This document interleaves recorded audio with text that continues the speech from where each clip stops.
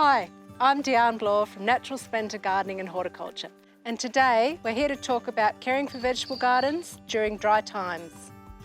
When it comes to backyard vegetable gardens, it's best to garden with the seasons.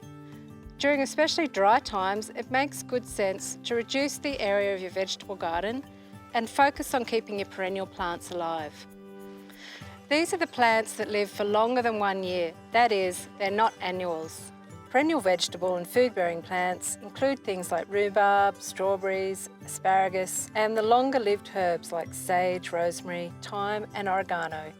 To care for perennial plants, add plenty of organic matter, as this acts like a sponge, holding rainwater or tank water in the topsoil.